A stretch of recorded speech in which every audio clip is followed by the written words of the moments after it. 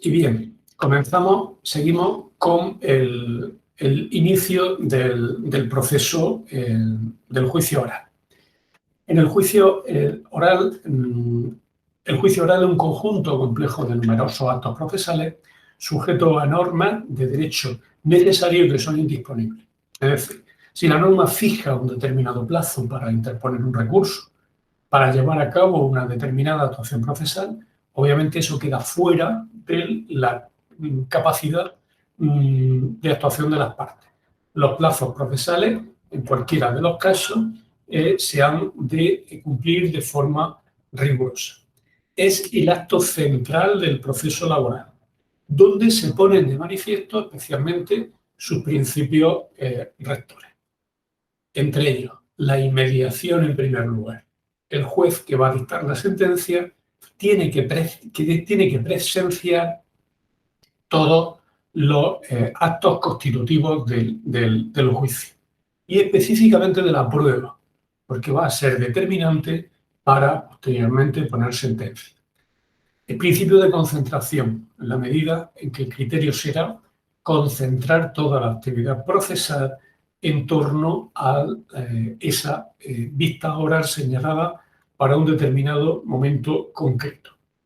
El principio de publicidad hará, obviamente, que las partes tengan acceso libre al contenido del objeto probatorio, de manera que obviamente no se sustraiga al conocimiento de las partes.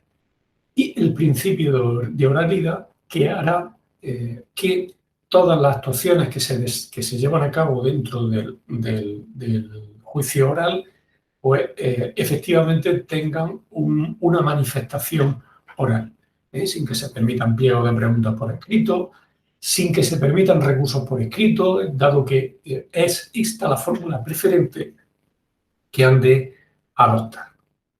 Los actos procesales se suceden de forma ordenada, en presencia del juez, del secretario y de las partes y sus representados, con la salvedad de que, como consecuencia de la grabación de los juicios, el secretario pueda estar fuera de sala intentando abordar la posibilidad de llegar a acuerdos preprocesales o acuerdos previos al inicio del juicio oral, de forma más precisa. Tras la conciliación, si no hay evidencia, se inicia el juicio oral dando cuenta el secretario de lo actuado. En cuanto al desarrollo del proceso, es necesario tener presente que se han de resolver las cuestiones previas planteables en relación a la competencia del juzgado, los presupuestos de la demanda o el alcance y límites de la pretensión formulada. Es decir, aunque una vez que tiene entrada en el juzgado, el secretario del juzgado verifica si su juzgado es competente para el conocimiento de la acción, eso no quita también que en este momento, justo en el momento previo a que se inicie el proceso, las partes puedan plantear alguna incidencia relativa a la efectiva competencia del juzgado, pudiendo resolverse incluso que el mismo carece de esa competencia. También se examinan los presupuestos de la demanda o el alcance y límites de la pretensión formulada. La demanda puede tener alguna inespecificidad que determine que si, por ejemplo, se reclaman diferencias salariales que integran varios conceptos, si no están suficientemente especificados, podría entenderse que la demanda no cubre los requisitos mínimos de la demanda y que el demandante debe de proceder a concretar las diferentes partidas que reclama. Las partes acreditarán su identidad y la representación procesal ante el secretario del juzgado. En fase de alegaciones se ratificará o ampliará la demanda por el actor, dándose paso a la contestación al demandado. En general, pues la fórmula utilizada consistirá en que el juez da por iniciado el acto de juicio, da la palabra demandante para ratificar la demanda. En ese momento el demandante dirá, normalmente hay que utilizar esta fórmula, esta parte se ratifica en el escrito de demanda y solicita el recibimiento del juicio a prueba. Cabe que en un momento dado se añadan alegaciones que puedan cubrir el contenido, el contenido de la pretensión. Ojo, sin que se produzca una variación sustancial o una ampliación de la demanda que incurra en añadir algo que no figure en el acto de conciliación o reclamación previa o la propia demanda. El juez planteará a las partes todas aquellas cuestiones que deban ser resueltas de oficio o resulten de la fundamentación jurídica aplicable. El demandante ratificará, pues, su demanda o la ampliará sin incurrir en una variación sustancial, dado que la misma en principio no es factible. Y hay que considerar, pues, que no se puede ampliar el suplico salvo que lo solicitado sea una consecuencia lógica o necesaria de la demanda. Es decir, si, por ejemplo, estamos en la hipótesis, se ha solicitado solamente pues, que se declare un despido improcedente, no es incongruente que se precise pues, que se condene a la empresa demandada a las consecuencias legales de esa declaración, que podrán ser pues, la indemnización, la extinción indemnizada del contrato o la readmisión con abono de salarios de trámite al trabajador demandante.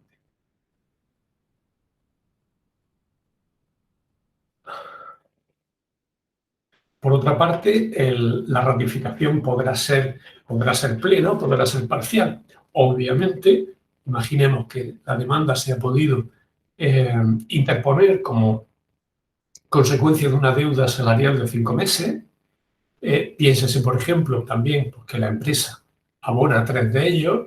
En ese supuesto, el demandante, a la hora de tomar la palabra, lo que debería decir, en ese caso, sería que se ratifica parcialmente la demanda, toda vez que la misma se sustenta en la reclamación de una deuda salarial de 5 meses, toda vez que se han abonado 3, se mantiene el contenido de la misma, solo lo que se refiere a las dos nóminas cuya deuda persiste, en cuyo caso el trabajador también debería de concretar el alcance cuantitativo de esa petición.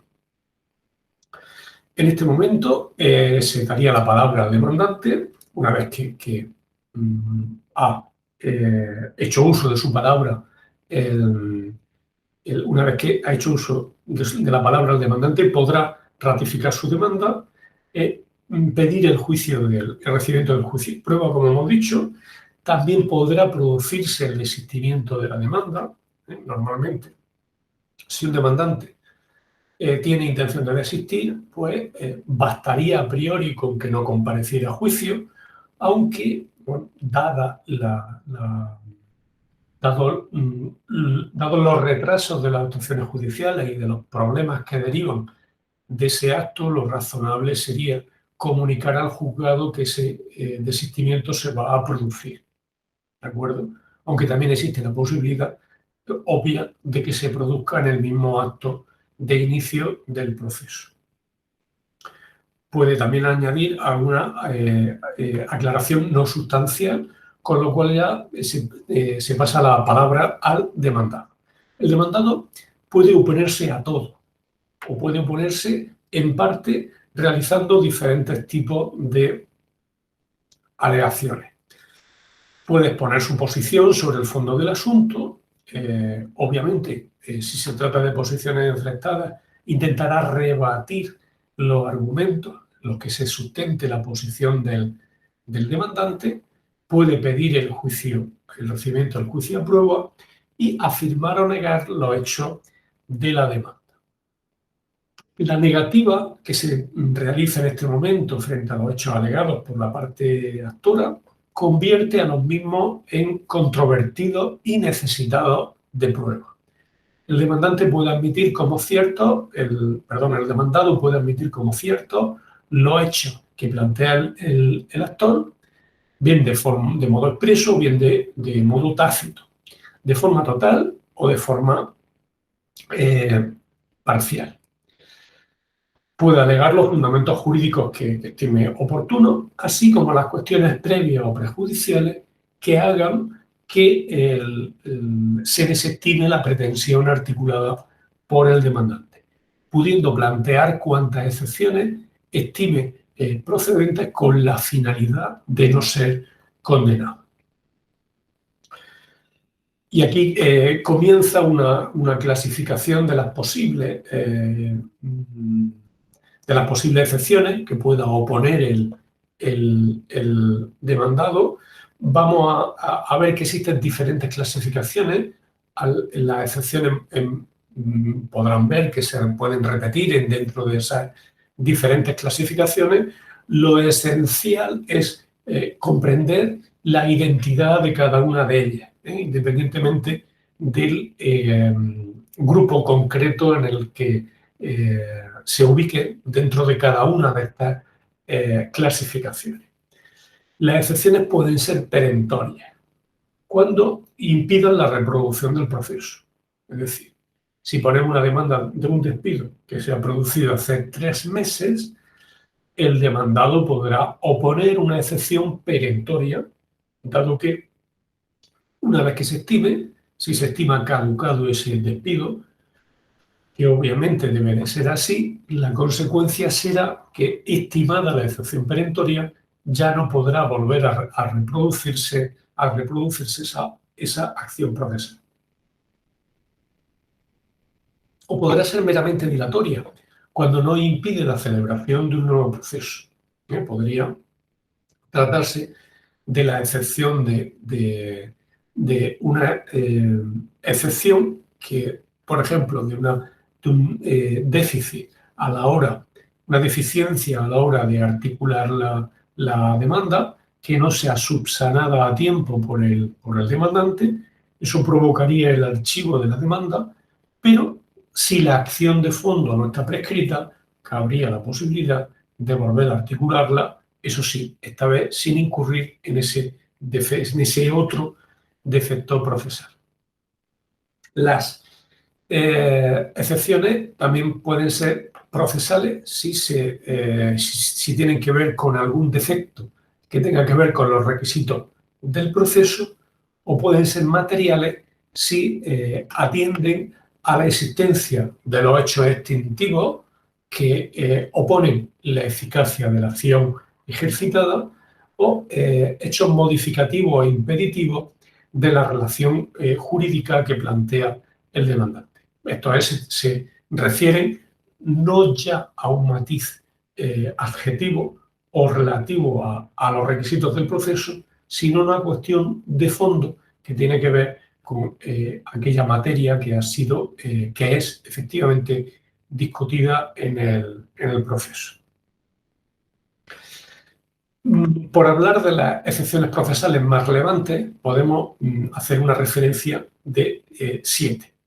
Hay que tener presente que el dominio de estas excepciones procesales diferencia al especialista que domina la materia. Por tanto, se deben de conocer de forma precisa, no ya solo para tener la posibilidad de plantearlas, sino también, y esto es muy importante, para tener la posibilidad de responder de forma adecuada cuando se planteen de forma inadecuada o de forma discutible. Podemos hablar de incompetencia del órgano judicial. El órgano judicial puede ser incompetente por varios motivos, porque no sea competente por razón del territorio, por ejemplo, o porque le corresponda a un órgano superior, o también porque el objeto le corresponda, el objeto discutido, la acción, no sea una acción vinculada al contrato de trabajo, sino que sea una acción que pueda corresponder, por ejemplo, al ámbito civil o al ámbito mercantil. Se puede alegar también en favor de la posición del demandado que existe falta de legitimación pasiva o, es decir, de la posición de incorrecta posición de demandado, o falta de legitimación activa, que sería relativa a identificar la falta de acción que tiene el demandante frente al demandado. Por poner ejemplos, podría tratarse pues, de los supuestos, la falta de legitimación pasiva, cuando se demanda una amplia relación de empresa y, concretamente, por una de ellas deja de manifiesto que el trabajador jamás ha tenido ningún tipo de vínculo laboral con la empresa demandada. O también falta de legitimación activa. Se puede plantear, por ejemplo, que el compareciente no tiene falta de legitimación activa porque no tiene poder del actor que no está presente, o porque puede tener también esa falta de legitimación activa si no ha llevado a cabo ningún tipo de prestación de servicio al que pueda asociarse la posición de trabajador demandante. En tercer lugar, tenemos la litispendencia. La litispendencia es una excepción que se opone cuando, la excepción procesal, que se opone cuando, para poder resolver de forma adecuada una determinada acción procesal, hay otro pleito que condiciona objetivamente el resultado del pleito presente que se está vislumbrando en sede judicial. Piénsese, por ejemplo, en un supuesto de infarto de miocardio, en el que se cuestione el grado de incapacidad del trabajador, si se discute la contingencia del proceso que se ha producido a partir del infarto como contingencia común o como contingencia profesional. En ese caso, el pleito correspondiente al grado de incapacidad, en ese cabría oponer litispendencia para que con carácter previo se resuelva si la incapacidad laboral que se genera con posterioridad al infarto puede determinar que la baja sea laboral o, sea contingencia profesional o enfermedad común, en cuyo caso cualquiera de esos dos resultados vinculará con casi absoluta seguridad el resultado que se pueda producir en las actuaciones sobre grado de incapacidad. De manera que la hipotética incapacidad permanente será derivada de enfermedad común o contingencia profesional en virtud del resultado del pleito cuya pendencia se alega. En cuarto lugar, cabe hablar de la cosa juzgada, que la comentaremos en extenso minutos más adelante. La falta de conciliación o reclamación previa, esta sería una excepción de contenido procesal. Si es obligatorio realizar la conciliación previa, pues obviamente en el supuesto de que falte, podrá excepcionarse como requisito de la demanda no cumplido. La inadecuación del procedimiento si las actuaciones se siguen a través de una modalidad procesal que no es la adecuada. Se podrá poner en conocimiento, se podrá poner en ese caso en evidencia. Y también la falta de requisitos de la demanda. Si se reclaman varios conceptos salariales y se engloban en una única cantidad, pues obviamente esa situación habría que desglosarla en debida forma. Obviamente, una vez que ha hablado el demandado para oponer una excepción procesal correspondiente a la hipotética validez de la acción planteada, el demandante tiene posibilidad de contestar al demandado, al objeto de manifestar o ratificar la competencia de la validez de las actuaciones llevadas a cabo. La ley de enjuiciamiento civil tiene una clasificación también de excepciones procesales que tienen un paralelismo evidente con las que hemos relatado. Cabría la falta de jurisdicción cuando sea otra la jurisdicción competente, la civil, la mercantil, la contenciosa. Puedo poner la falta de competencia objetiva, si por razón del objeto no le corresponde al juzgado de lo social conocer. Si hay falta de competencia territorial, los supuestos que vienen determinados por la prestación el lugar de prestación de servicio, en principio el criterio predominante, o el domicilio del demandado a elección del demandante. La falta de competencia funcional en función del tribunal a quo que debe de conocer del proceso en primera instancia. La sumisión al arbitraje, si las partes, esto también una opción que se produce en el ámbito laboral, si las partes han convenido resolver su conflicto vinculándose a la decisión que adopte un árbitro libremente designado, pues obviamente no puede ponerse una demanda para intentar sortear ese acuerdo vinculante. En cuanto a los presupuestos de las partes, pues también cabrá poner de manifiesto la falta de capacidad o de representación.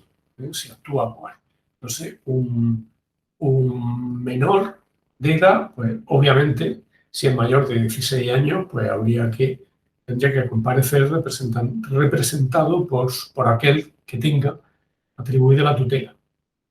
También cabe oponer el litisconsorcio pasivo necesario, que afecta a la relación procesal que tienen los demandados.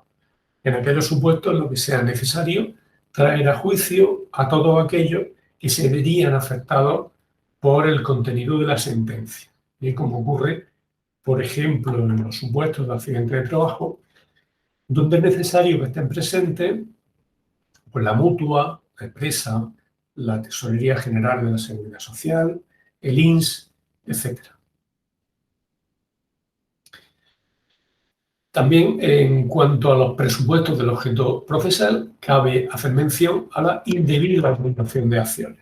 En esos casos, las especialidades procesales nos dicen pues, que hay materias específicas que deben de tramitarse a través de un determinado proceso. Si se acumulan varias pretensiones fuera de esa especialidad procesal, pues obviamente se puede deducir que existe una indebida acumulación de acciones. También cuando, por ejemplo, se intenta unir una pretensión pues, que es laboral con otra que no lo sea. La litispendencia, hemos hablado de ella. La cosa juzgada la vamos a comentar. La inadecuación del procedimiento por razón de la cuantía o de la materia también puede dar lugar a que se excepcione el tipo de demanda interpuesto. Defecto en el modo de proponer la demanda. Reparto indebido. Esta mención pues, puede hacer referencia a que le ha correspondido a un determinado juzgado una acción cuyo conocimiento no le corresponde.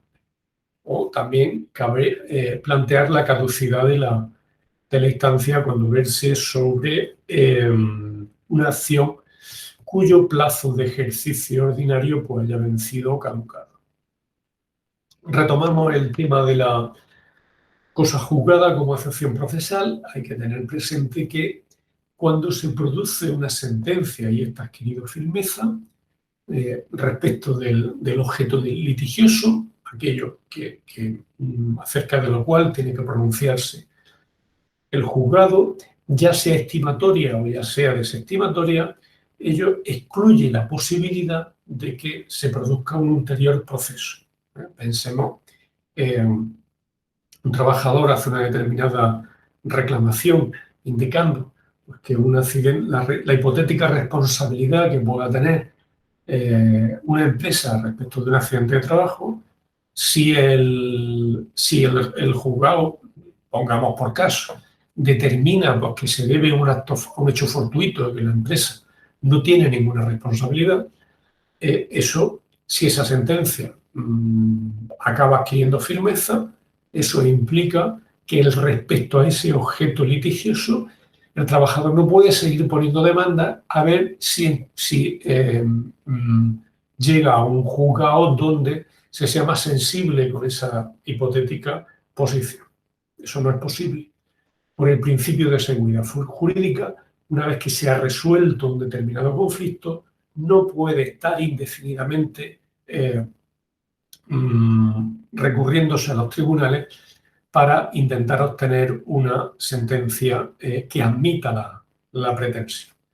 De lo mismo se deriva un efecto positivo y negativo. El negativo es que no se puede volver a plantear una acción idéntica. El positivo es que aquellas consecuencias que se deriven del reconocimiento de ese derecho, pues pueden hacerse valer en otras actuaciones procesales. Ejemplo, si se determina en un determinado juicio que la empresa ha incurrido en infracción de 4 medidas de seguridad que podían haber evitado un accidente de trabajo, la consecuencia lógica que se deriva del efecto positivo de esa sentencia podría ser, entre otras, la posibilidad de reclamar el daño causado. Si una empresa ha incurrido de manera sistemática en infracción de medidas de seguridad, la consecuencia puede ser que el trabajador tiene la base jurídica para reclamar la indemnización del daño producido. En cuanto a su objeto, alcanza lógicamente a todo aquello que se haya solicitado en la demanda, incluida la reconvención, así como las peticiones relativas a la compensación o nulidad del juicio jurídico. En cuanto a las partes, alcanza no solo a las que hayan sido parte en el proceso que se dicte, sino también a sus herederos. Pensemos, ese mismo trabajador de nuestro ejemplo que ha sufrido un accidente de trabajo, si fallece, obviamente los herederos pueden ocupan su posición procesal, digamos, y aquello que se haya producido en una sentencia previa también le vinculará, siempre que el objeto, ojo, sea el mismo. Lo resuelto con fuerza de cosa juzgada vincula, por tanto, al tribunal posterior que pueda tener conocimiento de ese mismo objeto o de alguna pretensión que se deduzca necesariamente de aquella que ha sido resuelta por el juzgado. Las excepciones que afectan, por otra parte, al objeto puede considerarse que son excepciones materiales que a su vez se pueden clasificar en excepciones de carácter impeditivo cuando impiden que los hechos constitutivos puedan desplegar eficacia. Puede, a título de ejemplo, pues indicarse el despido que se produce por desobediencia si el trabajador en ese caso, una excepción impeditiva de la eficacia de esa medida disciplinaria podría reflejarse en una excepción de carácter impeditivo cuando se deje de manifiesto que la orden es manifiestamente ilegal. Por ejemplo, cuando se indique pues, que a un vigilante de seguridad, cuando pretenda entrar pues, una persona de una determinada raza, pues lo eche agrediéndolo fuera del establecimiento. Obviamente, esa orden, aunque se produzca, no sería vinculante ni sería eficaz al objeto reseñado. Puede haber una excepción de carácter extintivo, ¿no? Por ejemplo, el pago. Si un trabajador reclama 3 meses de salario y el demandado presenta el certificado de la transferencia bancaria realizada a la cuenta del trabajador, obviamente, pues impediría entrar en el fondo del asunto, sería una excepción de contenido extintivo. También puede ser excluyente cuando la excepción planteada, una vez apreciada, impida la estimación de la pretensión si la acción ejercitada está prescrita o la misma está caducada. En cuanto a la posición procesal del demandado, también existe la posibilidad de que se allane a la pretensión de la demanda. Eso provocará automáticamente una sentencia de carácter estimatorio de la pretensión ejercitada por el demandante o una sentencia condenatoria. El allanamiento puede ser total si se ciñe a todo lo que se pide, a todo lo que el demandante solicita en su demanda. O puede ser parcial si se ciñe solo a una parte de aquello que indica el demandante. Piénsese, por ejemplo, o en una demanda de reclamación de salario en la que el trabajador reclama un mes de salario impagado y una determinada comisión dependiente del nivel de venta alcanzado. Bueno, pues hay un criterio que más o menos es objetivo. Si la empresa no ha pagado ese mes de salario, pues podría haber un allanamiento parcial. Y discutir en un momento dado el segundo elemento del petitum, que es la comisión que reclama. Si depende del importe global de ventas, pues la empresa puede discutir el contenido de esa excepción. Ese allanamiento debe de ser aprobado o reconocido o incluido, considerado en la sentencia, salvo que incurra en una renuncia, determine una renuncia prohibida del derecho, suponga una situación de fraude de ley o perjuicio por tercero. Podría ser una situación de fraude de ley si estuviésemos hablando de demandas no acumuladas del reconocimiento de una categoría superior a la que optan varios trabajadores y la empresa, por vía de allanamiento, en uno de ellos, pues le reconoce esa subida de categoría profesional al trabajador que no le corresponde.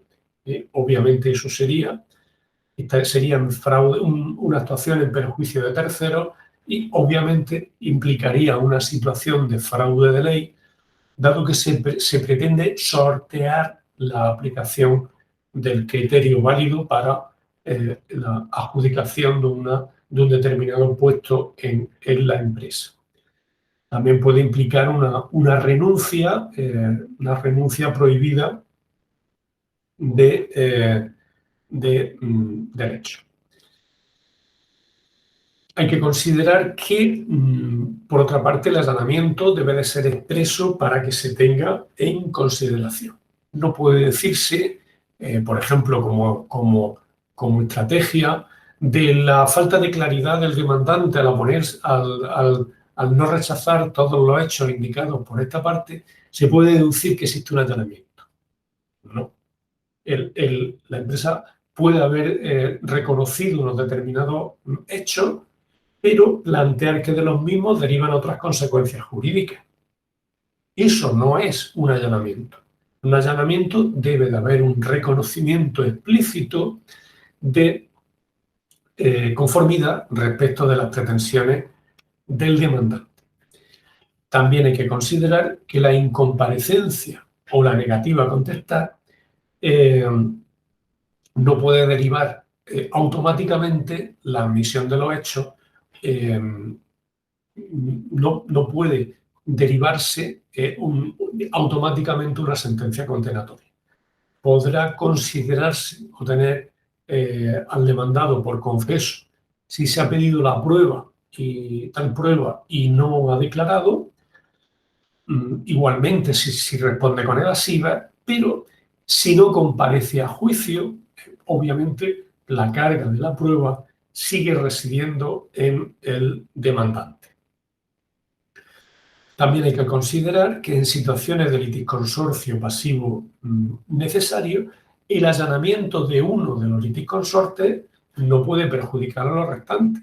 Pensemos, a título de ejemplo, pues que hay varias empresas codemandadas y una que resulta insolvente, teniendo en consideración esa situación de insolvencia y la solvencia del resto de los litisconsortes, pues obviamente no puede condicionar el resultado que pueda tener la pretensión deducida de la demanda frente al resto de los codemandados. Y bien, con esto cerramos este pequeño apartado. El siguiente hará referencia a la reconvención.